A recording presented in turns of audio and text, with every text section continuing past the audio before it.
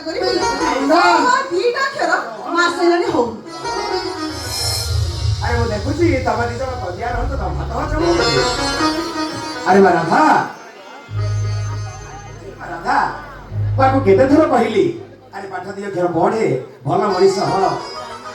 ଆଜି କମ୍ପାନୀ ମାଲିକଙ୍କ ଭାଇର ଦୟାରୁ ଗୋଟେ ଭଲ ଚାକିରିଟେ କରିଲା ପରେ ଗୋଟେ ଛୋଟକାଟିଆ ଚାକିରି କରିଛି ଦି ପଇସା କମଉଛି।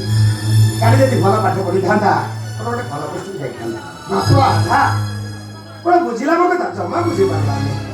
ବାପା ପାଠ ପଢିବି ଗାଁ ସବୁ କଣ କହିପାରିଲୁ ଘର ବଡ ପୁଅ ମୋ ଭାଇ ମାନଙ୍କୁ ପାଠ ପଢେଇବି ସାହାଯ୍ୟ କରିବି ଆଉ ମୋ ବାପାର ନାଁକୁ ଉତ୍ସାହ କରିବି।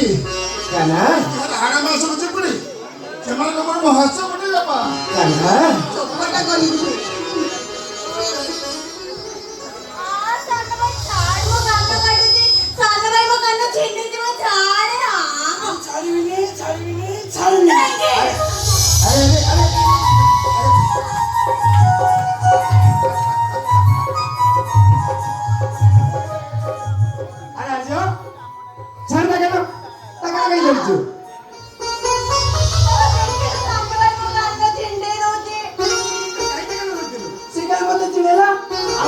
जन्मदिन को बड़ा भाई बड़ा चुम्बकी दे दिया हम बड़ा जन्मदिन को बहुत जन्मदिन को पापा ଏଇଠି ବଡ ଭାଇ ଦେଖିଲେ ମତେ ପୁଣି ଚିଡ ଯା।